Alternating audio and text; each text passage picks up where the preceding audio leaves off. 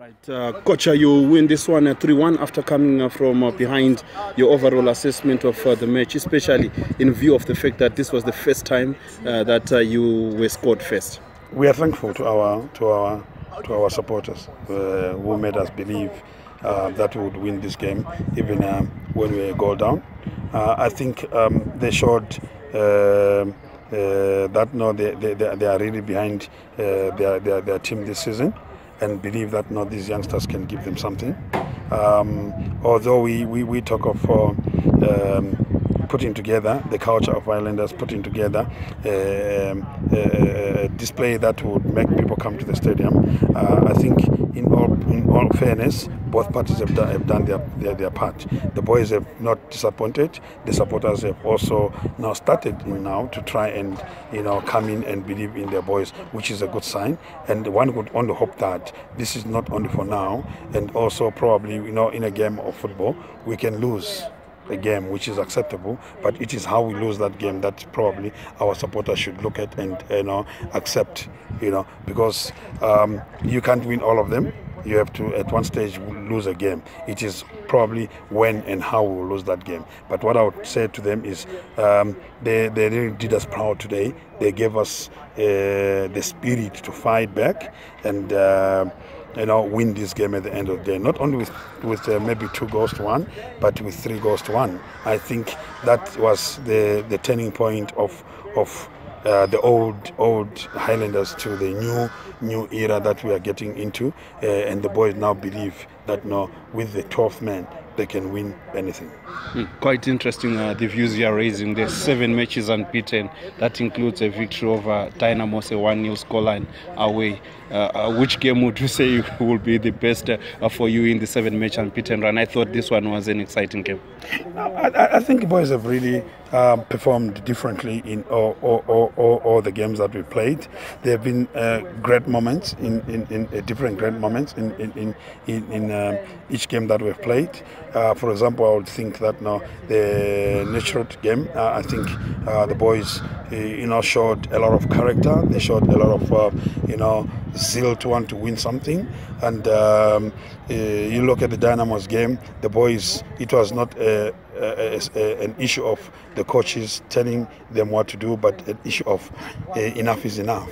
And each game is characterized by different kind of attributes, and I'm glad that when we do our team talks, boys pick up what we are trying to say and they go in there and just do that. 7 matches unbeaten. Up next is Ngezi. They are also on a 7-match unbeaten run. It continues to be exciting. Ngezi doing well. You visit them. I'm very much sure that if that 12th man can afford to be with us, we won't feel that we are playing away. That's one thing. The second thing is, I've always said that we are babies who are learning how to crawl. Crawl to end up walking, and we are going to take each game as it comes. We're not going to be overwhelmed by what we have achieved. It's history now to be read by those that we have not been in here. But we have to look forward and look at Ngezi. That they are not where they are by fluke. They are where they are because they are a great team. They are a good team that has got reputable players and experienced players, and also it's got a very, very solid technical team. So we respect that, but we are not really reading along those lines. We are going with our objectives and our project as we started it. Quite interesting, Coach, that you raise those points, especially in view of the way Ngezi have been playing off late. Do you think this 7-match unbeaten run is something that is going to give your boys the belief that they can go for the big one? I know you have said you are on a mission of introducing the Highlanders culture. Do you think unnoticed they can go for the big one? Well, look, I think every team is big, really. If you look at the game, probably that we have played or the games that we have played big teams and the so-called small teams on paper. But when it comes to the field, you will have seen that now there's no small team in the Premier League. So it's something that we are not going to read along the lines. We're just probably going to get respect all the teams the same way, because for them to be in the Premier League, they end that. It's not by the back door or something. You look at the results yesterday. Bulawayo Chiefs and FC Platinum, nobody would have thought that could have happened. So there's no more small team now. But the major thing is that Ngezi as a team have been doing very well. Even last season, they've been doing absolutely very well. But we are not moved by that. We will go on with our plan, and our plan is to say, I'm not looking at my boys winning 34 games this season. Now, I've cut those in certain sets of games, which we are going 5 games per set. We finished the last 5 games and harnessed 13 points from that, and then now we are getting into the third game of the second set of 5 with 4 points. They have a target of minimum 9 points and maximum 11 points, because we can't win them all. If we get 15, which is the possible points, then it's a bonus for us. So I think my boys also do understand that if they give me 9 points or give me 11 points, they would have done themselves a favor, and they will ease the pressure as we go along. Quite interesting, especially the 5-game gapping there. But just out of interest, you have stayed quite long in Botswana, coaching there, winning a couple of titles. You're back in Zimbabwe, 7 weeks into Zimbabwe in terms of competitive football. What have you made of Zimbabwean football since you left? Very, very intense. It's very taxing. I have headaches every time, be it preparing for the next game or on the day of the match. It's really, really taxing.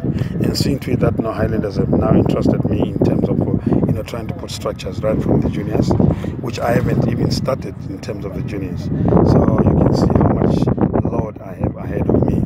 The most important thing now is to try and get the technical team that is around me to understand the philosophy, to understand the culture of the club as I think I understand it. And if I know that they've adopted that, then it will be easier for us to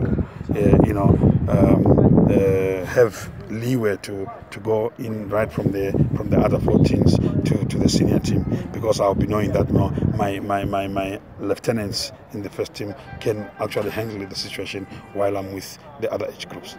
Is this the reason why you continue watching the Bosso 90, the developmental side? I saw you watching them when they played their first game, that 0-0 draw with Ndlovu. It is part of my mandate to make sure that we instill the same type of football right from the juniors to the first team, because what we are looking at that boy we started with our under 14s adopting to the kind of football that we want to play at Highlanders, so that they don't have any problems in making it up into the mainstream. But the Bosso 90, it is now the actual final point where we now prepare them for the first team. Hence, yes, it is of my interest that I watch these boys to see whether what we talk about, what we train, they impart the same kind of skills in a game. So yeah, it is like that. And when the juniors start playing as well, we are definitely going to be, you are definitely going to be seeing me watching all age groups as they play. Quite interesting. And maybe just as a parting question to move away from the action, talk of the Ndlovu family, great history. The late Adamski, we know what he did to Chicken Inn, and Chicken Inn, some people regard it as the biggest team in Bulawayo at the moment, largely due to the contribution that Adamski had at Chicken Inn. Now we see what you did in Botswana. We also see what you are trying to do here at Highlanders. Peter is at Sundowns. Maybe one day he's going to become a coach as well. Who knows? Who do you think maybe would say to be number one in terms of coaching? I don't want to get into playing because many believe Peter is the king. Maybe in coaching, do you think you'll be better than the two other Ndlovu brothers? No, the one thing that we've got to look at is the fact that we decided to play football. The three names that we've just mentioned. It was not through competing amongst ourselves. The fact that we all played football does not mean that we all are equipped to be coaches. But I think for me, the knowledge that you see us impart, whether in coaching or administration, it's something that we do liaise. As a family, as the Ndlovu family, we are one. We talk about our issues, we talk about our problems, we share ideas, we share different kind of knowledges, and that is probably what is making us go strong.